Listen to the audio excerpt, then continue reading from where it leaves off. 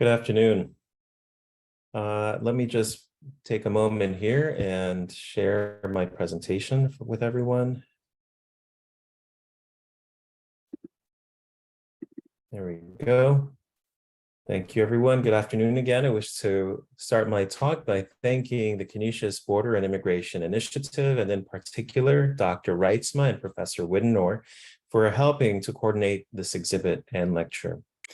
The work I will talk about today is informed by collaborative work done with my brother Manuel, who's a professional photographer, and by our upbringing in an immigrant household in New York City.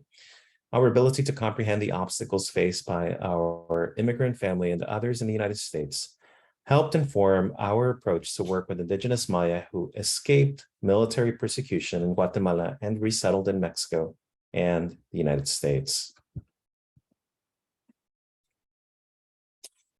So briefly, I will provide an overview of today's presentation.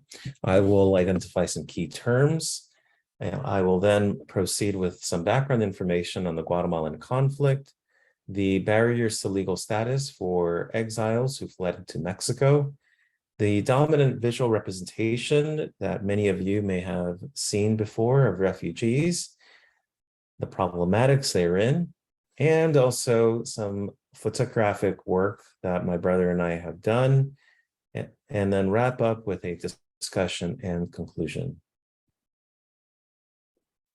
So the following is a brief definition of citizenship and nationality. I should mention that these definitions reflect the dominant usage by the international system of states and does not capture how marginalized groups challenge and redefine the meaning of these terms locally, nationally, and internationally. While the right of nationality is recognized by several international human rights protocols, there are no rules of international law that impose a duty on states to confer their nationality. The absence of an adequate enforcement mechanism in international law to ensure the right to nationality, along with armed conflict or generalized violence and the hardening of immigration enforcement measures against racial, ethnic, and religious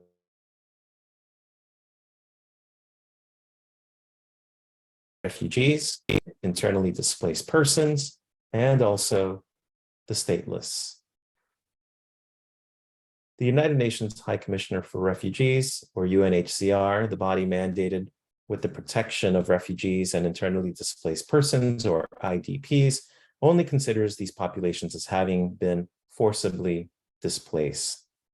As stateless people are rarely forced to flee their homes, they are not considered as part of the global forcibly displaced population.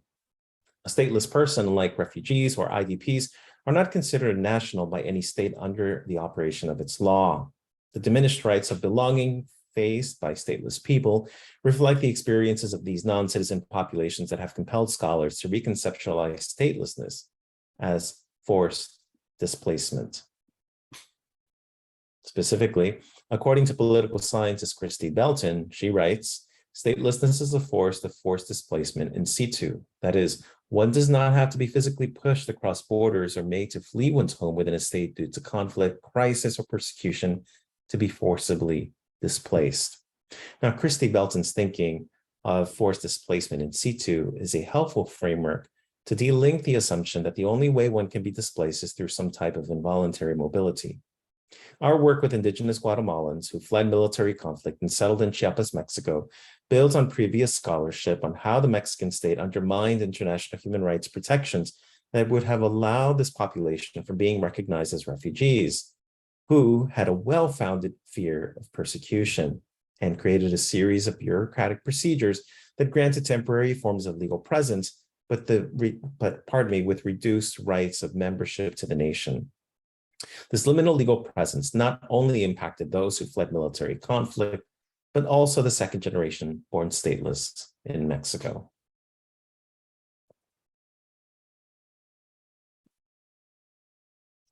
Now, the people we studied fled the Guatemalan conflict. The war's harm on mostly indigenous Maya informed the United Nations finding the Guatemalan state guilty of genocide under international law. During this period, the Mexican Constitution did not offer a legal mechanism for granting refugee status. Since 2004, I have conducted long-term ethnic research with indigenous who fled the Guatemalan conflict and settled in the community of La Gloria, identified by the blue circle here in the overhead.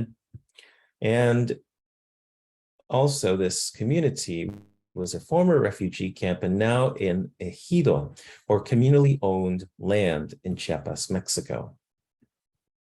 In 1995, Mexico announced a naturalization program, but remained out of reach for many who lacked passports and birth certificates. In 2001, Mexico temporarily waived this requirement and provided temporary visas for those who wanted permanent residence or citizenship. By 2005, the naturalization program ends. The systematic denial of legal documents for many Guatemalan arrivals in Mexico limited their employment options to the informal labor sector and exposed them to discrimination. Consequently, many continued to emigrate north to the United States. Now, my study straddles the US, Mexico, and Mexico-Guatemala borders to bring into focus how two sets of border policies build on each other to produce harmful effects. To document these harms, I employ testimonio. Now, testimonio is a research method that involves the collection of first-person accounts with the aim to bear truthful witness to individual and collective forms of violence that can be leveraged as a conscience-raising tool to elicit political change. While testimonio has been used in poetry, it remains largely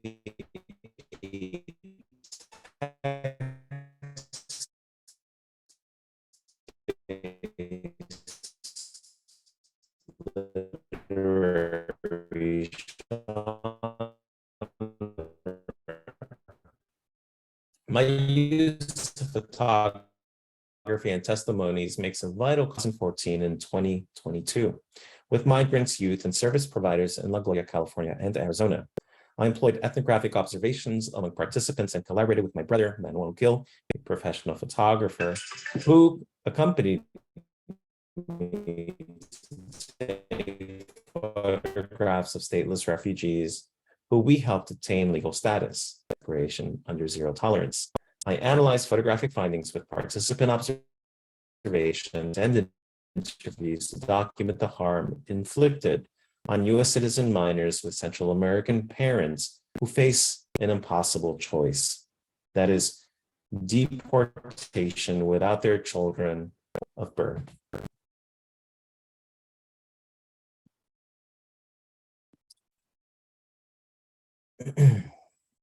Now, the goal of my project is to represent the everyday indignities inflicted by settler colonial states without resorting to the spectacle of violence and pain. Migrants are often rendered in photographs as either caravan invaders or anonymous victims. Now, this project moves beyond the visual discourse of hopelessness and victimhood by advancing instead a decolonial counter-optics that involves stateless Guatemala Maya, directing how they wish to be photographed and pairing these images with their firsthand narratives. Now, one example of this work is the story of Gaspar and Amalia, who I met in 2007 during field research in La Gloria. Now, Gaspar and Amalia, a married Guatemala Maya couple who fled the Guatemalan war as children and sought refuge in La Gloria in 1982.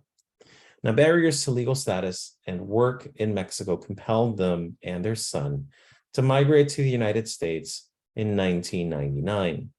3 years later, Amalia gave birth to a second child, Gaspar Jr. 2006, federal immigration agents raided the Colorado meat plant where both parents worked. Amalia was charged with Social Security fraud, a felony, and a deportable offense. Because she did not have any identifying documents, Amalia informed U.S. immigration agents of her Mexican residence, to where they deported her. Amalia's inability to claim her indigenous identity, her need to claim affiliation to a nation state not her own, illustrates how a settler colonial logic underlies U.S. and Mexican immigration policies that racializes indigenous migrants as a disposable, alien labor force, rather than Native Americans who inhabit the whole of the continent. In 2012, I returned to La Gloria and reconnected with Gaspar. He shared how Amalia and 38 others did not possess documents required under Mexican immigration law for the processing of naturalization claims. Amalia's legal standing as a stateless person prevented her from becoming a Mexican citizen, making her vulnerable to deportation yet again. Now, this time from Mexico to Guatemala. Now, I worked with a Mexican attorney to file a grievance on behalf of 39 petitioners with the Mexican government to process their naturalization claims. And we also worked with a filmmaker who filmed Amalia narrating her displacement from Guatemala as a child and exile in Mexico. Mexico's National Women's Institute awarded the film second place in a 2015 film contest. As a top finalist, Amalia was invited to attend an awards ceremony in Mexico City, where she was to receive a temporary identity document that would enable her to obtain naturalized citizenship. Upon receipt of this document, in front of journalists, Amalia stated the following: "I am happy, but there are many others who have lived through the same experiences that I have." Now, Amalia alerted journalists that she is part of a larger collective who lacked legal status, who were also deserving of state recognition and citizenship. She strategically used the national stage to publicly air an ongoing grievance. Her announcement garnered national and international media attention and served to galvanize our collective efforts to obtain naturalization for all petitioners. The couple later recognized how using visual media strategically can help get their desired ends and join 25 others to be photographed. The success of the film inspired the photographic component of my project. The individuals we met in this part of our project were incredibly humble and resilient. Our ability to not only meet each participant and their families helped us grasp a deeper understanding of the circumstances that they have experienced as stateless subjects in Mexico. For instance, Maria Miguel Pedro, one of the petitioners, here aged 86 years old, lied outside of her home. Her eldest son and daughter stood watch over her. They explained that in 2016, she suffered a stroke, leaving her paralyzed and mute. They also informed us that Maria is the mother of 5 and has 40 great-grandchildren, all of whom are Mexican-born citizens. They also alerted us that her lack of legal status restricted her access to public health insurance. To receive healthcare, she relied on her frail 90-year-old husband, who has legal status, to obtain affordable medications. We then watched both siblings carry their mother and seat her on her favorite spot in her garden. To meet Maria and learn that she experienced such marginalization in the twilight of her life was infuriating. Before we left, I watched her children carefully carry their mother and reposition her to the outdoor cot, and I thanked her and informed her that we would do everything in our power to obtain citizenship for her. Another participant that made a powerful impression on us was Ángel Pascual Francisco. Ángel is a father of 4. 2 of his children live in the United States. When asked why he did not join them, he said, quote, "I am fearful that I will get caught entering the United States, and as I don't have any papers identifying my national origin, I'm afraid to be sent to Guatemala." When asked what fueled such terror, he answered, quote, "At a young age, I witnessed my father, my pregnant sister, and a younger 5-year-old brother get killed in Guatemala," end quote. While lack of financial resources and fear of losing an expired Mexican visa may have certainly played a role in shaping his decision to remain in Mexico, the violent way he saw his kin killed at such a young age left him with a profound fear of ever migrating to the United States due to the possibility of deportation to Guatemala without authorization. This violent episode continues to haunt Ángel, who suffers from anxiety and depression. Legal status would allow Ángel to travel and seek employment in Mexico without fear of deportation to Guatemala. Now, during these portrait sessions, participants informed me that children born to stateless parents in Mexico were also deemed stateless, which revealed the limits of the Mexican government's birthright to citizenship. For instance, Antonio, is one of a few participants we met who, along with his wife, did not have legal status in Mexico. His wife was born in Mexico, and like him, her family fled Guatemala and worked on coffee plantations along the coast of Chiapas. A fire struck her childhood home and burned her family's belongings along with her birth certificate. Both met on the coffee plantations, and then she ran away from her family to be with Antonio. When they returned, they could not find her family, preventing her from formalizing her Mexican legal status. The couple has 3 children, all 9, 6, and 4 years old. Because both parents lack naturalization documents, all their children have not received birth certificates and were effectively stateless in their country of birth. Their children's statelessness has created significant obstacles for the couple. Entry to Mexico's public education system requires a child's birth certificate. Previously, for those who could not produce this document, local school directors could provide a carta de compromiso, allowing children 1 year of formal education, providing parents some time to process their child's documents from the civil registry. Despite efforts by the parents to obtain identification for their children from this office, they have consistently been denied. Changes to entry requirements for school have barred their 2 youngest children from enrolling in school. Now, despite living in Mexico for over 30 years, Antonio continued to face harassment. On one occasion, he was stopped by immigration authorities who asked him, "Are you going to pay anything?" Their request for a bribe prompted him to reply, "With what am I going to pay? I don't have anything to give. I only have enough to eat, much less to give money to you." The immigration official, enraged at Antonio's response, slapped him on the face and stated, "You're nothing but a miserable chapin." The official's use of the term chapin, commonly used to refer to someone from Guatemala as a measure of disrespect, did not deter Antonio from replying, "I am 100% chapin. I was born in Guatemala. My parents have many years of living in Chiapas and just a few years ago became Mexican citizens. All of them have their papers. Unfortunately, as we left Mexico to struggle for a better life to the US, we no longer could obtain our naturalization papers," he said. Thereafter, Antonio was detained for 1 night and deported the next day to the Guatemala border. The 2 years that Antonio spent in the United States prevented him from participating in the formal naturalization process that concluded in 2005, and now faces greater obstacles in finding employment in Mexico.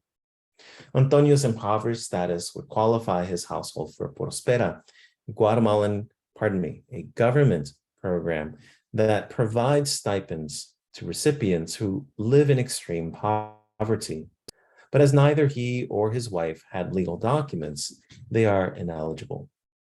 As a result, their Mexican-born children are unable to benefit from this or other social assistance programs created to help alleviate extreme poverty. In 2016, the grievance filed with the Mexican government and the Mamalia's public statement helped 26 individuals obtain Mexican citizenship. Most Maya migrants who attempt to regularize their legal status, however, fall through the cracks. Up to 27,000 Guatemalans remain stateless in Mexico, and over 8 million Mexicans and Central Americans live without legal status in the United States, exposing them to discrimination. Telling their stories through innovative methods that recognize their testimonial authority and framing them through new decolonial paradigms is critical to building a more perfect union. Now, photographs of these indigenous Maya document their prolonged conditions of living in a liminal status as citizens of nowhere. These intimate family portraits invite viewers to witness the paradox of stateless subjects having familial ties with Mexican and US-born citizen nationals while being denied legal status in their host societies. To conclude, I wish to share a component project which helps illustrate how US immigration enforcement increasingly impacts US citizen minors. particularly those who joined deportees abroad. For the last several years, I have followed the case of Evelyn and Carlos and their son David. In the late 1990s, Evelyn and Carlos, having already fled the Guatemalan War years earlier, had no choice but to leave Mexico and enter the United States to find work. Shortly after David was born in the United States in 2003, the US government instituted a nationwide crackdown on immigration with unauthorized parents like Evelyn and Carlos, fearing deportation and separation from their children. In 2007, they arrived at a difficult decision. Evelyn would return to Chiapas with David, while Carlos would remain in the United States to send remittances. In 2006, he was able to rejoin them. 2009. In 2017, following elementary school completion, David expressed to his parents his desire to return to the United States to continue his studies. The same year, David joined his father to cross the US-Mexico border without inspection. They surrendered themselves to federal immigration agents who applied zero tolerance, a policy authorizing family separations. Carlos faced deportation to Guatemala while David was placed in a foster care home. David's 2-year foster care placement exacerbated the trauma of his family separation, resulting in psychosomatic symptoms. In the absence of supportive mental health-related services, David attempted to cope through sports, spending time with friends away from the group home, and by calling his mother every day. Evelyn, Carlos, and David's story is indicative of the harmful health effects compounded under the COVID-19 pandemic, caused by forced separations experienced by more than 5,500 children separated under zero tolerance.